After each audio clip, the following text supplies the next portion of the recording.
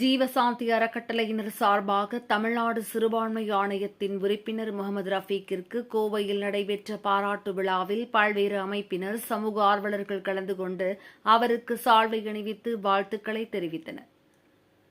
தமிழகத்தில் உள்ள சிறுபான்மையினரின் நலனை பாதுகாப்பதிலும் சிறுபான்மையினரின் சமூக பொருளாதாரத்தை மேம்படுத்துவதிலும் முன்னோடியாக உள்ள தமிழ்நாடு சிறுபான்மை மாநில ஆணையத்தின் உறுப்பினராக கோவையைச் சேர்ந்த ஜே. முகமது ரஃபீக் தேர்வு செய்யப்பட்டுள்ளார். சமுதாய நலப்பணிகளில் ஈடுபட்டு வரும் இவர் நாட்டின் பன்முகத்தன்மையை போற்றும் விதமாக பல்சமய நல்லுறவு இயக்கம் எனும் சமூக நல அமைப்பு சார்பாக மத நல்லிணக்கம் சார்ந்த நிகழ்ச்சிகளை நடத்தி வருகிறார். இந்நிலையில் தமிழ்நாடு சிறுபான்மை ஆணையத்தின் உறுப்பினராக தேர்வு செய்யப்பட்டுள்ள முகமது ரஃபீக்கிற்கு கோவையில் செயல்பட்டு வரும் ஜீவசாந்தி அறக்கட்டளை சார்பாக பாராட்டு விழா நடைபெற்றது.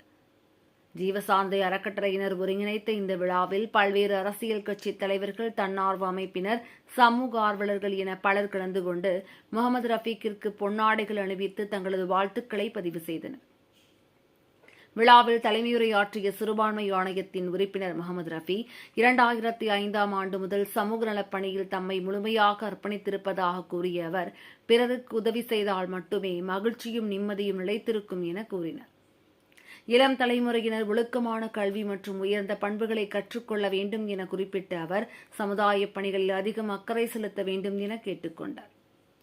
தற்போதைய திராவிட மாடல் அரசாக ஆட்சி செய்து கொண்டிருக்கும் தமிழக முதல்வர் மு.க.ஸ்டாலின் தலைமையிலான அரசு அனைத்து சமூக மக்களுக்குமான அரசாக செயல்பட்டு வருவதாக சுட்டிக்காட்டிய அவர், சிறுபான்மை ஆணைய உறுப்பினராக தாம் தேர்வு செய்யப்பட்டுள்ள நிலையில் சிறுபான்மை மக்கள் அதிகம் வாழும் பகுதியான கரும்புக்கடை பகுதியில் விரைவில் அரசு வங்கி துவங்க முயற்சி எடுப்பதோடு இந்த பகுதியில் மகப்பேறு மருத்துவமனை துவங்கவும், அரசு ஆரம்ப பள்ளிகளை உயர்நிலைப் பள்ளிகளாக உயர்த்தவும் அரசின் கவனத்திற்கு எடுத்துச் சென்று விரைவில் அதற்கான பணிகள் நடக்க முயற்சி எடுப்பேன் என உறுதியளித்தார். தொடர்ந்து நிகழ்ச்சியில் அண்மையில் வயநாடு நிலச்சரிவு பேரிடர் மீட்பு பணியில் ஈடுபட்ட ஜீவசாந்தி அறக்கட்டளை குழுவினருக்கு பாராட்டுச் சான்றிதழ்களை அவர் வழங்கி கௌரவித்தார்.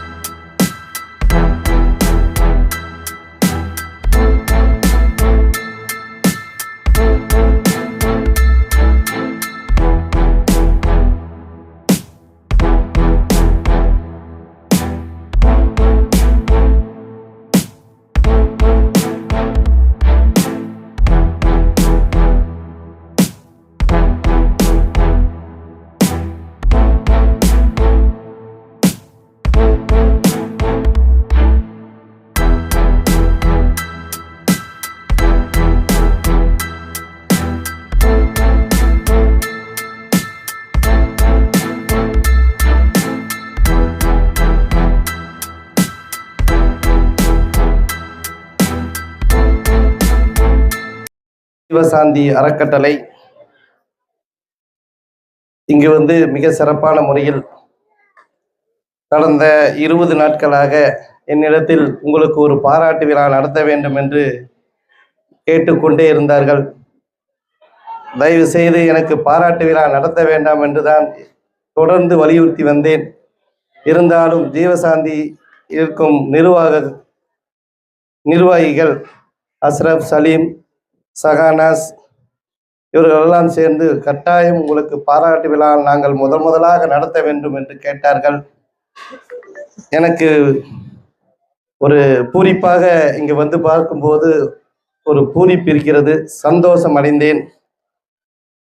ஏனென்றால் நான் இதுவரைக்கும் நான் ஒரு எப்படின்னா டெய்லி சம்பாதிக்கிற ஒரு ஃபேமிலியிலிருந்து வந்தவன். நானும் இப்போ அப்படித்தான் இருக்கேன்.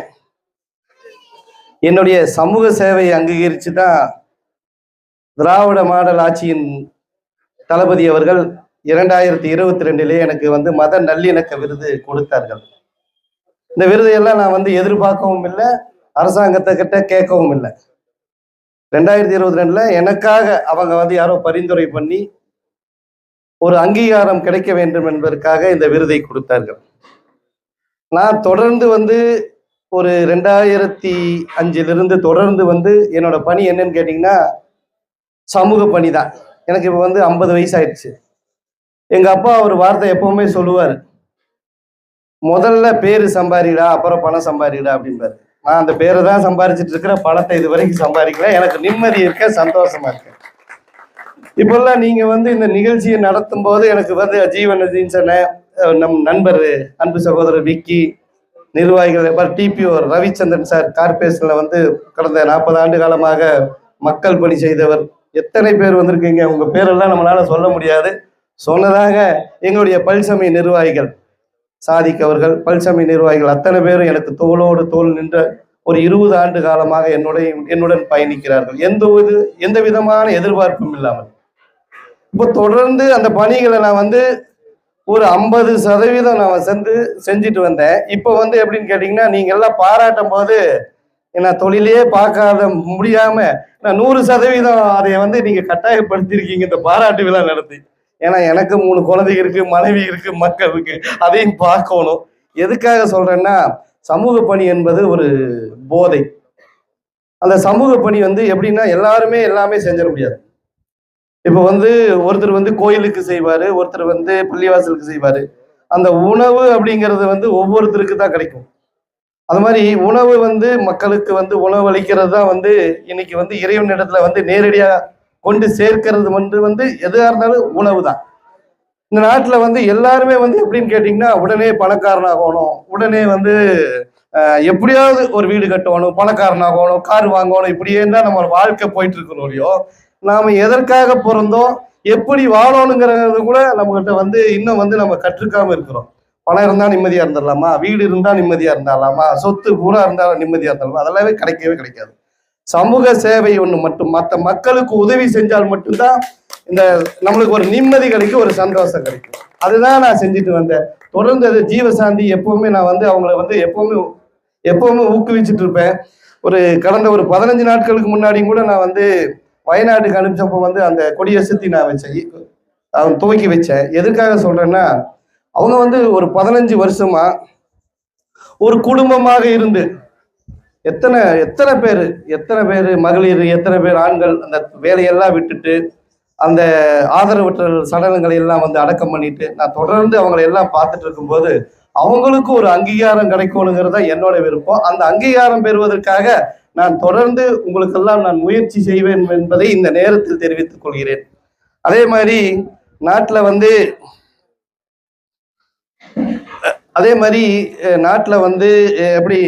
எப்படி வாழணும்னு தெரியாமல் சொல்லியிருந்தாங்க இல்லையா. மனிதன் இப்போ இந்த பகுதியில நான் சொல்றேன், போதைக்கு எதிராக நம்ம தொடர்ந்து குறும்படம் நான் இயக்கி நடிச்சிருக்கேன். அந்த படமெல்லாம் எதற்காக அப்படின்னா, எங்கிட்ட ஒரு நண்பர் ஒரு 10 நாளுக்கு முன்பாக 15 நாட்களுக்கு முன்பாக ஒரு அதிகாரியை சந்திச்சேன்.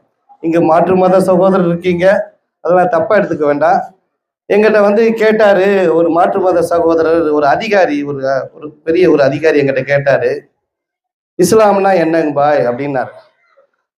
என்ன கடமைங்க பாய் அப்படின்னார். எங்களுக்கு 5 கடமைகள் இறைவன் சொல்லியிருக்கிறான், அந்த கடமைகளை பின்பற்றி நாம வாழ்ந்துட்டு இருக்கிறோம் பாய்.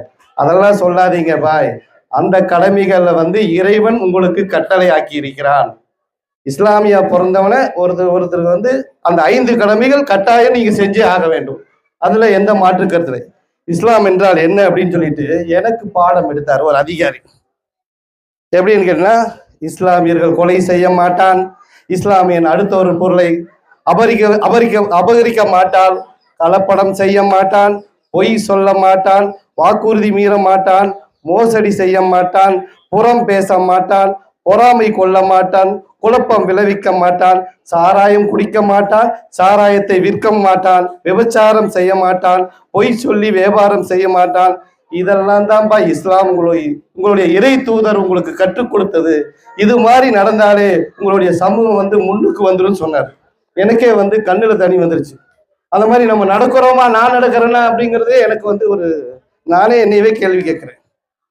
இஸ்லாம் வந்து நம்ம வந்து 5 கடமைகளை வந்து கட்டாயமா கடமையாச்சிருக்கு. அடுத்தவன் பொருளை பொறாம கொள்வது, இது எல்லாமே நம்ம கிட்ட இல்லைனாலே இந்த சமூகம் வந்து மேலோங்கிடும். எதுக்காக சொல்றேன்னா, எனக்கு ஒரு அதிகாரி வந்து ஒரு பாடம் எடுக்கிறார். அப்போ இஸ்லாம் மார்க்கத்தை பத்தி மாற்று மதத்தவர்கள் நம்மளுக்கு எப்படி கற்றுக் கொடுக்குறாங்க, ஆனா நாம ஏன் கற்றுக்கொள்ளவில்லை என்று அதை ஏன் பின்பற்றவில்லை என்று வருத்தப்படுகிறேன். இந்த நேரத்துல எல்லாம் வந்து உங்களுக்கு எல்லாம் சொல்றேன், சமூக சேவை தான் மக்களை வந்து சென்றடையும். நம் மறுமைக்காகவும் இருக்கும், நம் குழந்தைகளுக்காகவும் இருக்கும். எங்கிட்ட எல்லாம் வந்து கேட்பாங்க, பாய் 100 கோடி சம்பாரிச்சிங்களா பாய் அப்படிம்பாங்க, 200 கோடி சம்பாரிச்சிங்களாம்பாங்க. நான் ஒரே ஒரு வீடு தான் வச்சிருக்கேன், ஒரு சின்ன இடத்துல. ஆனா என்னை பார்க்குறவங்க எல்லாம் என்ன நினைக்கிறாங்கன்னா, ஒரு சின்ன ஃபங்க்ஷன் நடத்துவேன், எனக்கு பத்திரிகையாளர்கள் காவல்துறை அதிகாரிகள் எனக்கு நண்பர், ஒரு சின்ன ஒரு 15,000 ரூபாய் 20,000 ரூபாய் ஃபங்க்ஷன் நடத்துவேன், அது தமிழ்நாடு பூரா வருமா, அவங்க என்ன நினைச்சுக்குவாங்க, இவர் லட்சக்கணக்கில் செலவு பண்றாங்கன்னு எல்லாம் நினைச்சுக்கிறாங்க. இல்லைங்க, நான் செலவு பண்றது 10,000 15,000 ரூபாய். அப்போ சமூக சேவை, இந்த ஜீவசாந்தி அறக்கட்டளை, பசி இல்லா கோவை, நாமெல்லாம் வந்து நாம என்ன செஞ்சுட்டு இருக்கோம் தெரியுமா, நம்ம நிம்மதி அடைஞ்சிட்டு இருக்கோம். நம்ம குழந்தைகளுக்கு சொத்து இதுதான். நீங்க 100 கோடி வச்சிருக்கிறேன் குழந்தைக்கு, 100 வீடு வச்சிருக்கிறேன், 1000 ஏக்கரா வச்சிருக்கிறவங்கெல்லாம் வந்து சொத்தே கிடையாது. ஒரு மனிதன் நிம்மதியா இருக்கானா, சந்தோஷமா இருக்கானா, இதுதான் வந்து சொத்து. ஒழுக்கமான கல்வி, உயர்ந்த பண்புகளை கற்றுக் கொடுத்தாலே நாம வந்து இம்மையிலும் மறுமையிலும் வெற்றி பெறலாம். அதற்காக வேண்டி இந்த ஜீவசாந்திக்கு இந்த நேரத்துல வந்து எப்படி நன்றி சொல்றதுன்னு எனக்கு தெரியல. அவங்களுக்கு ஒரு அங்கீகாரம் கிடைக்கணும், அதற்காகவும் பாடுபடுவேன். அதே மாதிரி நான் வந்து இப்போ சிறுபான்மை ஆணைய உறுப்பினராக ஆகியிருக்கிறேன். எனக்கு மாண்புமிகு முதலமைச்சர் அவர்கள் வந்து இந்த பதவியை கொடுத்திருக்காரு. இந்த பதவியும் நான் வந்து தமிழ்நாடு முழுவதும் கிறிஸ்துவ மக்கள், இஸ்லாமிய மக்கள், நம்ம டோனி சிங் போன்ற அந்த பகுதிகள் எல்லாம் போய் அவங்களுக்கு என்ன தேவையோ அதை நான் செய்வேன். முதலா நான் உங்களுக்கு வந்து சொல்றேன், கரும்பு கடை பகுதியில நான் வந்து அரசு வங்கி வந்து கட்டாயம் அதை முயற்சி செஞ்சு பெற்று தருவேன் என்று இந்த நேரத்தில் உங்களிடம் சொல்றேன். அதே மாதிரி ஒரு 30 பெட்டு 40 பெட்டோட மகப்பேறு மருத்துவமனை கட்டுறதுக்கு இந்த கரும்பு கடை பகுதியில அதையும் நான் வந்து முயற்சி செய்து பெற்று தருவேன். அதே மாதிரி இங்க இருக்கிற ஸ்கூலு, அதே கரும்பு கடையில் இருக்கிற ஸ்கூல் எல்லாம் வந்து ஹைஸ்கூல் பண்றதுக்காகவும் கட்டாயம் இந்த ஒரு 2 மாசத்துல முதல் பணி, என்னோட பணியை வந்து இதை வந்து இந்த ஸ்கூலை டெவலப் பண்ணி, அதே மாதிரி அரசு வங்கியை வச்சு, அதே மாதிரி மகப்பேறு மருத்துவமனை கட்டி, இங்க இருக்கும் அத்தனை மக்களும், இஸ்லாமிய மக்கள், இளைஞர்கள், அவர்களை நல்ல வழிக்கு கொண்டு போறது வந்து நம்ம இவர் செஞ்சுட்டு இருக்காங்க ஜீவசாந்தி. இந்த போதை தடுப்பு எல்லாம் வந்து எல்லாரும் டீனேஜ்ல வர்றதுதான் ஒரு தவறான பழக்கம். அதே பழக்கமாகி இன்னைக்கு தவறான வழியில போயிட்டு இருக்காங்க. அதையெல்லாம் தடுக்கக்கூடியது இங்க ஜமாத்து பெரியவங்க இருக்கீங்க. எல்லாத்துக்கும் நான் சொல்றேன், எல்லா மதம், நான் வந்து பல் சமயம் நல்ல ஒரு மதத்துக்கு மட்டும்தான் இல்லை, எல்லா மதத்துக்கும் சொல்றேன். நான் குழந்தைகளை வளருங்க, பணத்தை ஆசை காட்டி வளர்த்தாதீங்க, அன்பை காட்டி வளர்த்துங்க. அதே மாதிரி வந்து பாசத்தை காட்டி வளர்க்குங்க, சொந்த உறவுகளை காட்டி வளர்த்துங்க. அதே மாதிரி மற்றவர்களுக்கு உதவக்கூடிய அதையெல்லாம் கற்றுக் கொடுத்தா மட்டும்தான் உங்களுடைய குழந்தைகள் உயர்ந்த நிலைக்கு வருவாங்க. நீங்க எல்லாம் 100 கோடி செஞ்சு வச்சுட்டு போயிருக்க அப்படின்பாங்க. எனக்கு இன்னொன்னு இந்த இடத்துல சொல்ல விரும்புறேன். நான் ஒரு ஊர்ல பிறந்து கிட்டத்தட்ட 2002ல சாய்பாபா காலனி வந்துட்டேன். 2002னா இன்னைக்கு 22 வருஷம் ஆச்சு நான் சாய்பாபா காலனி வந்து ஒரு ஊர்ல இருந்து. நான் அந்த ஊர்ல எல்லாம் இருக்கிறவங்க எல்லாம் நான் சின்ன பையனா இருக்கும்போது பார்ப்பேன், பெரிய பெரிய காரு, 84, 87, 88 எல்லாம் பெரிய கார்ல புல்லட் எல்லாம் இன்னைக்கு ஃபேமஸ். அதுல எல்லாம் வருவாங்க. அதெல்லாம் பார்த்தா என் கூட சிநேகிதம், எனக்கு மூத்தவங்க தான் சிநேகிதம். எங்க அப்பா சொல்லிக்கிறார், நீ மூத்தவங்க கூட சிநேகம் வச்சுக்கோ, அப்பதான் உனக்கு சின்னவங்க கூட எப்போ பழக வேண்டாம் சொல்லுவாங்க. எங்க அப்பா கற்றுக் கொடுத்தது தான் நான் சொல்லிட்டு இருக்கிறாரு. அப்போ அந்த குடும்பம் எல்லாம் பாத்தீங்கன்னா இப்போ பாத்தீங்கன்னா எல்லாமே வந்து ஏழ்மையாகி படிப்புக்கு இல்லாம ஒரு வண்டி வாகனம் இல்லாம ரொம்ப கஷ்டப்படுறாங்க. இதையே நான் வந்து ஆராய்ச்சி செஞ்சேன். ஏன் இந்த மாதிரி ஆனாங்க, எவ்வளவு பெரிய சொத்தெல்லாம் இருந்தது, ஏன் இந்த மாதிரி என்ன ஆனாங்க அப்படின்னு பார்க்கும்போது அவங்க எல்லாம் சம்பாரிச்சது வந்து மற்றவங்களை ஏமாத்தி, அண்ணன் தம்பிகளை ஏமாத்தி, அதே மாதிரி பார்ட்னர்களை ஏமாத்தி, அக்கா தங்கச்சிகளை ஏமாத்தி, இப்படி எல்லாம் சொத்தெல்லாம் வந்து சீட்டாடி பூமியை வாங்கி குத்தகை கொடுத்தா அந்த பூமியை சொந்தம் பண்ணி இவங்க எல்லாமே காணாம போயிட்டாங்க. எந்த தகப்பன் நம் குழந்தைக்காக அந்த சொத்துக்களை எல்லாம் சேர்த்து வைக்கணும் ஏமாத்தி மற்றவங்களை எல்லாம் ஏமாத்தி மற்றவங்களை வழி கொடுத்து எல்லாம் பண்ணாங்களா, அவங்க எல்லாம் இன்னைக்கு நல்லா இல்லை. அதுக்காக தான் சொல்றேன், நம்ம நேர்மையாக சம்பாதிச்சதுல ஒரு 10% வந்து நம்ம தர்மம் செய்வோம். அந்த தர்மத்தை கொண்டுதான் மக்கள் வந்து பயனடைவாங்க, நாமளும் நிம்மதியா இருக்கோம்னு சொல்லி மீண்டும் ஒரு முறை ஜீவசாந்தி அறக்கட்டளைக்கு இந்த நேரத்தில் நன்றி கூறுகிறேன். எப்படி சொல்ல வேண்டும் என்பதை அதே மாதிரி இந்த வயநாடுக்கு போயிட்டு வந்தாங்க, நான் தான் அந்த கொடியை சுத்தி துவக்கி வைத்தேன். அவங்களும் வந்து எப்படி நீங்க எல்லாம் அந்த சகானாஸ் இவங்க எல்லாம் போனாங்க, அந்த போட்டோ வீடியோல எல்லாம் பார்த்தேன்.